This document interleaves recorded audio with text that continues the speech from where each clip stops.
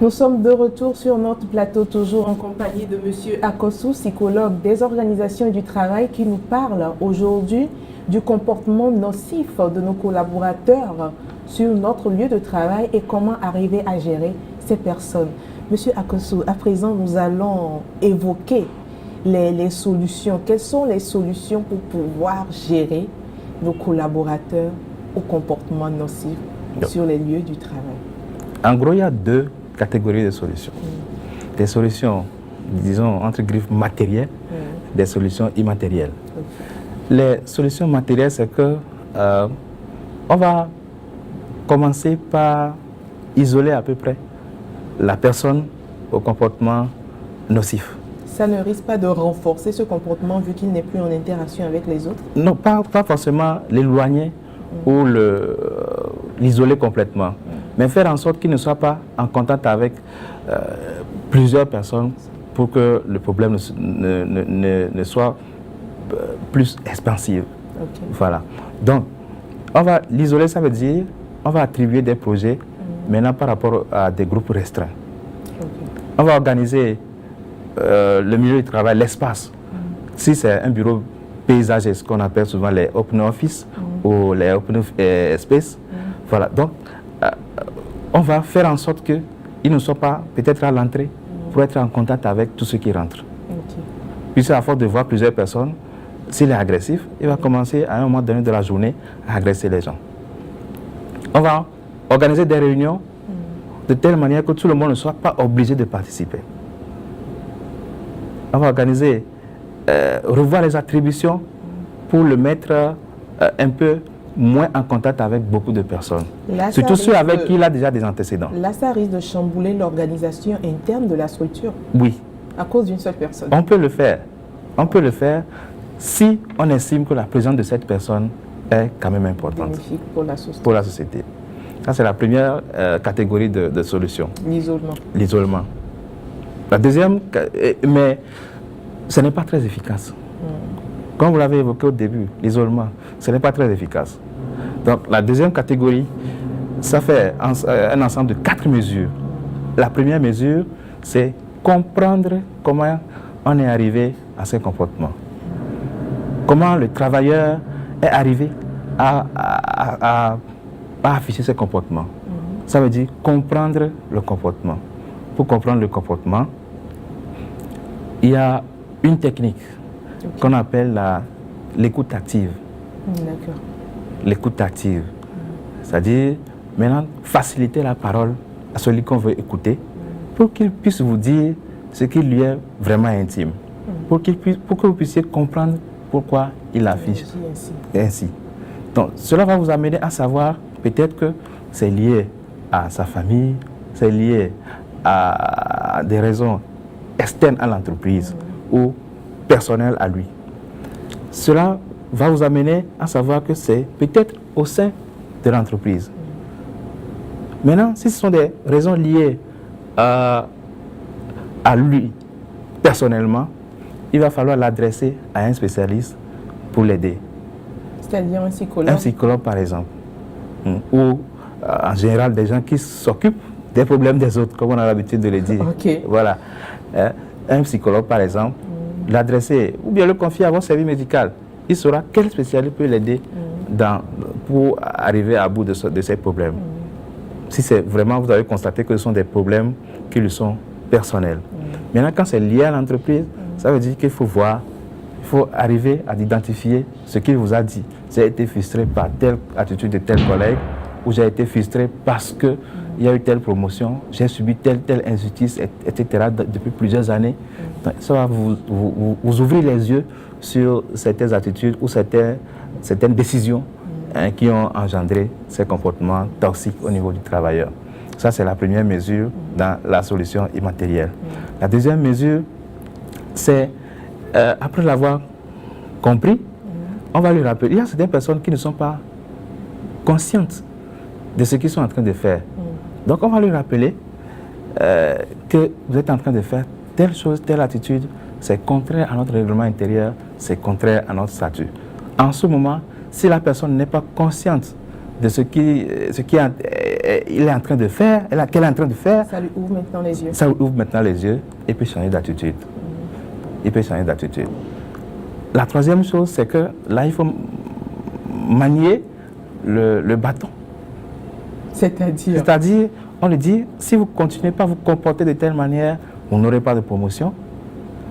Hein, vous aurez une mauvaise évaluation en fin d'année. On risque de se séparer de vous. On va lui dire les sanctions qu'il court en adoptant tel comportement. Et la dernière mesure par rapport aux solutions immatérielles, c'est qu'on doit se rendre compte qu'il y a certaines personnes qui ne changent jamais. Là, c'est lié à leur personnalité. Voilà. Et donc, là, on se sépare d'eux ou bien on fait comment? Voilà. Vous allez vous dire, vous allez maintenant jauger ce qu'il vous apporte et ce qu'il détruit. Le danger qu'il fait courir à l'entreprise et ce qu'il apporte. Si vous estimez que, malgré tout, il peut rester, liberté à vous. Libre à vous de le faire. Si vous estimez que le danger qu'il fait courir à l'entreprise est plus élevé que ce qu'il apporte, alors à ce moment, vous pouvez vous séparer de lui. Voilà en gros les solutions par rapport au comportement nocif. D'abord, l'isolement, ce qui n'est pas efficace. Ensuite, comprendre, discuter avec lui en utilisant ce que nous appelons l'écoute active pour l'écouter, comprendre l'immobile de ce qu'il fait. Et surtout, lui laisser la parole. Ne pas le juger d'avance. Quand vous l'appelez pour comprendre, ne le jugez pas. Demande, qu'est-ce qui vous pousse à faire telle chose? Il va vous dire. Mais si vous lui dites, vous ne voyez pas que ce que vous faites là, c'est mauvais, il va dire, oui, c'est mauvais. Et puis, vous n'avez pas d'informations pour explorer les pistes de solution. Voilà. Donc, après l'avoir compris, on lui dit quand même que ce qu'il fait, c'est contraire aux normes. Pour qu'il s'il était inconscient, qu'il se rappelle qu'en fait, il est en train de se comporter d'une mauvaise façon. Maintenant, troisièmement, on va lui dire, si vous continuez comme ça, vous serez puni. Et en quatrième position, on se dit, il y a certaines personnes qui ne peuvent jamais changer. Maintenant, jugeons ce qu'il apporte et ce qu'il détruit pour voir si on va le garder ou si on va le remercier. On va le remercier. D'accord, mais en parlant tout à l'heure des causes et surtout des approches de solutions, on a évoqué la question des problèmes personnels. Et si c'est des problèmes personnels, ça veut dire que ce comportement-là est ponctuel. C'est-à-dire, lorsque la personne a un problème personnel, ça influence son comportement et ça le rend nocif sur le lieu du travail. Oui. Mais si la personne est souvent confrontée au même problème de temps à autre, c'est-à-dire le comportement survient à un moment et à certains moments, lorsque le problème passe, le comportement disparaît et lorsque un autre problème survient, le comportement revient. Est-ce qu'il y a des solutions aussi pour aider ces personnes-là à ce que même si un problème survient, ils puissent faire la différence entre ce qui est personnel et ce qui est professionnel, c'est-à-dire laisser le problème à la porte du service et travailler efficacement? Dans la définition, au départ, j'avais insisté sur le caractère récurrent et persistant du comportement nocif. Okay. C'est-à-dire, tout le monde peut avoir un problème et manifester quelque chose ponctuellement. Mais quand ça tend à perdurer, en ce moment, il faut y réfléchir. C'est en ce moment que ça devient un comportement nocif. Mais quand c'est ponctuel, de façon fréquente. Quand c'est ponctuel, une fois par an ou une fois en passant, on se dit que c'est quelque chose qui est arrivé. Mais de façon fréquente. De façon fréquente. À chaque fois que c'est comme ça, on dirait désormais c'est de cette façon-là qu'ils se comportent. Et ça va entraîner les autres à se protéger. On a parlé des conséquences. L'ampleur des conséquences va dépendre du fait que les autres vont chercher maintenant à se protéger contre cette personne-là qui agresse, qui insulte ou qui gêne. Okay. Et ça va impacter sur le travail. Maintenant, personnellement, je ne suis pas d'avis qu'on dise que j'ai des problèmes personnels, je les laisse à la maison et que je vienne au travail. Difficilement, c'est réalisable. Difficilement.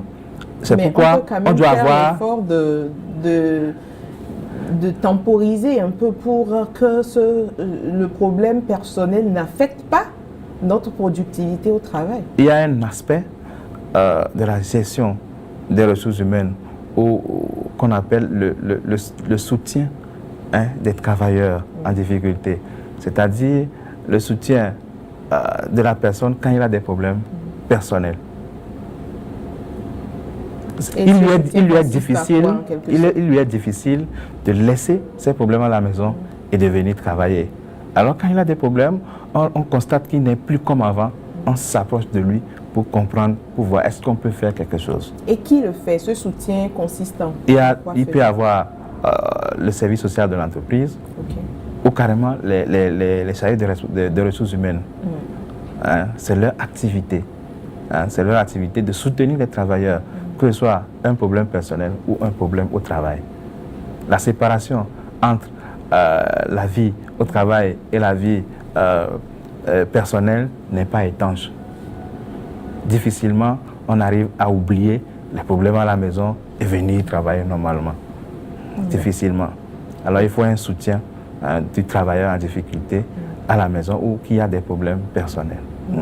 Maintenant, concernant les autres collaborateurs qui, lorsqu'ils ne savent pas gérer ces personnes-là, renforcent au fait ce comportement-là à leur niveau, s'ils ne savent pas interagir avec les personnes au comportement nocif. Mais vous conviendrez avec moi qu'il peut y avoir aussi des collaborateurs qui, intérieurement, connaissant cet aspect-là de la personnalité de leurs collègues, puissent jouer dessus pour pouvoir lui porter préjudice. Maintenant, comment identifier cela et gérer ses collaborateurs ou faire une sensibilisation au sein de la structure?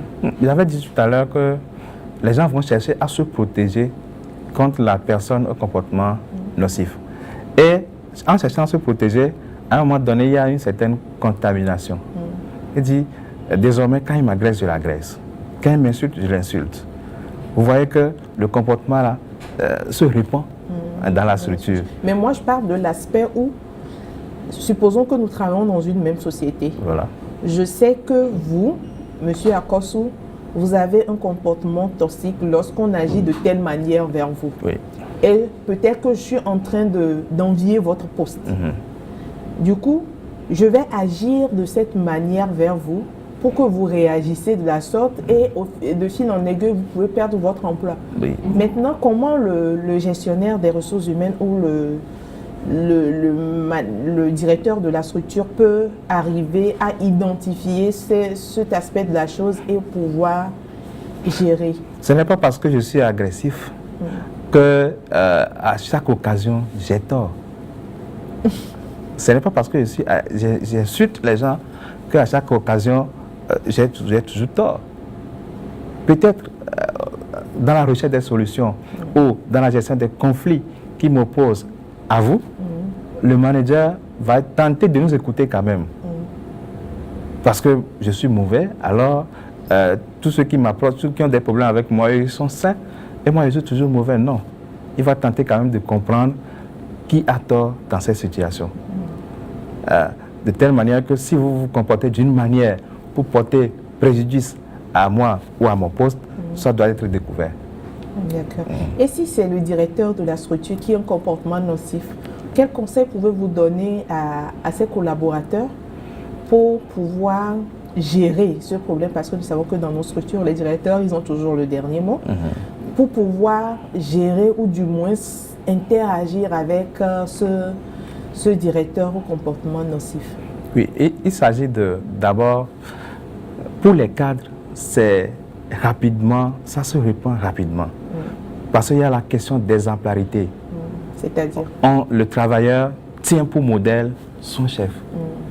Et si le chef a des comportements déplacés, il va essayer de les copier, de les appliquer aux autres. En ce moment, il va falloir qu'ils sentent que si eux, ils détectent, ils voient que ce que mon directeur fait, ce n'est pas bien, c'est dangereux, il ne faut pas le copier. Il ne faut pas le copier, il ne faut pas répliquer ça. Mais tu as la possibilité, toi, employeur, d'approcher le directeur quand il est dans ses bons états, de lui dire il y a telle chose qui sont peut-être contraires à notre règlement intérieur. Des fois, on a peur tellement de personnes d'emploi que même on vous donne un travail, vous ne pouvez pas faire, mais vous acceptez. Hein? Donc, on doit avoir au moins du tact pour approcher ses supérieurs hiérarchiques et sans directement leur faire la reproche, ça c'est mauvais, mais quand même aussi influencer, trouver les mots justes pour dire que telle chose, on peut le faire de telle manière. Ou tel que vous m'avez parlé la dernière fois, c'était un peu dur pour moi, simplement. D'accord. Nous sommes presque arrivés à la fin de notre émission. Si vous avez un dernier mot pour nos téléspectateurs, avant qu'on ne termine. Oui, toutes les solutions que nous avons envisagées pour ce problème peuvent être explorées, mais on peut ne pas avoir la solution. C'est-à-dire ça peut ne pas marcher. Alors ce que je dis, c'est qu'à chaque étape, il faut conserver vos preuves, les lettres d'explication que vous avez soumises et puis les réponses que vous avez recueillies. Et dès que vous trouvez que vous devez vous séparer de la personne, il faut rassembler ces dossiers, les confier au service des ressources humaines, au service juridique, pour qu'ils prennent la relève. Parce que se séparer d'un travailleur a aussi des conséquences et des normes. Alors, pour conclure, les comportements nocifs au travail, on en voit un peu partout, mais il faut se dire qu'il faut aller à l'origine, qu'on peut soutenir un travailleur pour ses problèmes personnels et les problèmes peuvent être réglés.